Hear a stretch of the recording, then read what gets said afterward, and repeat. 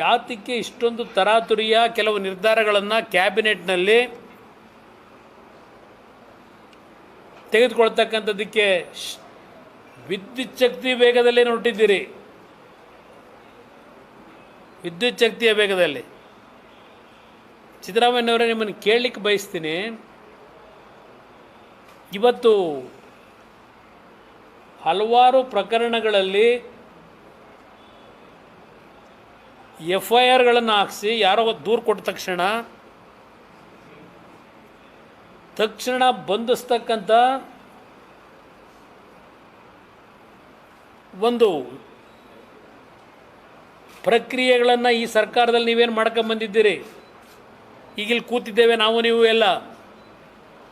ನಾಳೆ ಇಲ್ಲ, ಈಗ ಇನ್ನೊಂದು 1 ಅವರಲ್ಲಿ ಯಾರಾದರೂ ನಿಮ್ಮ ಮೇಲೋ ನನ್ನ ಮೇಲೋ ಯಾರಾದರೂ ಒಂದು ಅರ್ಜಿ ಕೊಟ್ಟರು ಹೋಗಿ, ಈಗ ಇಮ್ಮಿಡಿಯೇಟಾಗಿ ಪೊಲೀಸ್ ಕಳಿಸಿ ಅರೆಸ್ಟ್ ಮಾಡಿಸ್ತೀರಿ.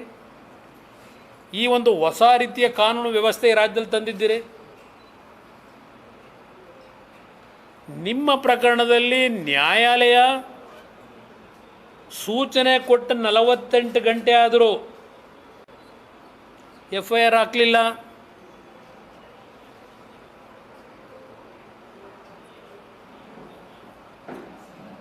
ಈ ಒಂದು ಹೊಸ ಪದ್ಧತಿ ಪ್ರಾರಂಭ ಮಾಡಿದಿರಲ್ಲ ಪರಮೇಶ್ವರ್ ಅವರೇ, ನಿಮ್ಮ ಇಲಾಖೆಯಲ್ಲಿ ನೀವು, ನಿಮ್ಮ ಉಪಮುಖ್ಯಮಂತ್ರಿ, ನಿಮ್ಮ ಮುಖ್ಯಮಂತ್ರಿ ಎಷ್ಟು ಜನ ಅಧಿಕಾರಿಗಳಿಗೆ ನಾವು ಹೇಳಿದಂಥ ರೀತಿಯಲ್ಲಿ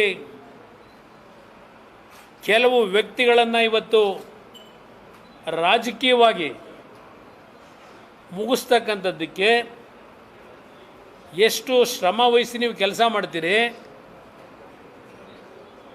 ನಿಮಗೆ ಬೆಂಗಳೂರಿನ ಕಮಿಷನರ್ ಕೆಲಸ, ನಿಮಗೆ CIDಯ ಮುಖ್ಯಸ್ಥರಾಗಿ ಮಾಡ್ತಕ್ಕಂಥ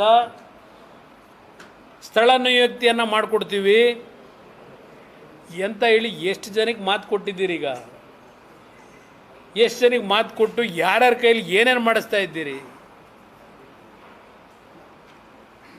BK ಸಿಂಗ್ಗೂ ಕಮಿಷನರು, ಮುಂದಕ್ಕೆ ಯಾರೋ ಚಂದ್ರಶೇಖರ್ ಅವ್ರಿಗೂ ಕಮಿಷನರು, ಇಲ್ಲ CID ಮುಖ್ಯಸ್ಥರು, ಯಾರ್ಯಾರಿಗೆ ಮಾತು ಕೊಟ್ಟಿದ್ದೀರಿ. ನಾನು ಈ ಸರ್ಕಾರ ರಚನೆ ಆದ ದಿನದಿಂದ ಕೆಲವು ಪ್ರಕರಣಗಳನ್ನು ಹೊರಗೆ ತರಲಿಕ್ಕೆ ಚರ್ಚೆ ಮಾಡಲಿಕ್ಕೆ ಪ್ರಾರಂಭ ಮಾಡಿದ ಮೇಲೆ ಯಾವ ಹಂತದಲ್ಲಿ ಕುಮಾರಸ್ವಾಮಿಯನ್ನು ಫಿಕ್ಸ್ ಮಾಡಲಿಕ್ಕೆ ಸಾಧ್ಯ ಅಂತ ಹೇಳಿ ಯಾವ ಪೊಲೀಸ್ ಇಲಾಖೆಯ ಮುಖ್ಯಸ್ಥರನ್ನ ಕರೆದು ಎಷ್ಟು ಬಾರಿ ಚರ್ಚೆ ಮಾಡಿದ್ದೀರಿ.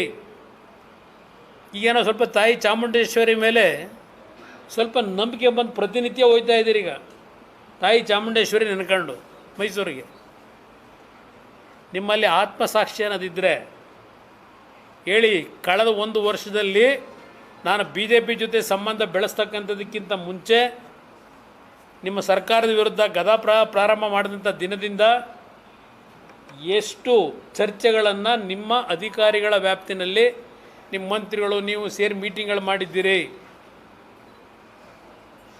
ನನಗೇನು ಮಾಹಿತಿ ಬರಲ್ವೇ ಏನೇನು ಮಾಡ್ತಾಯಿದ್ದೀರಿ ಅಂತ ಹೇಳಿ. ಇದು ಒಂದು ಭಾಗ. ಬೇರೆ ವಿಷಯಗಳ ಬಗ್ಗೆ ನನಗೆ ಚರ್ಚೆ ಮಾಡಲ್ಲ, ಡೈವರ್ಟ್ ಮಾಡೋದು ಬೇಡ.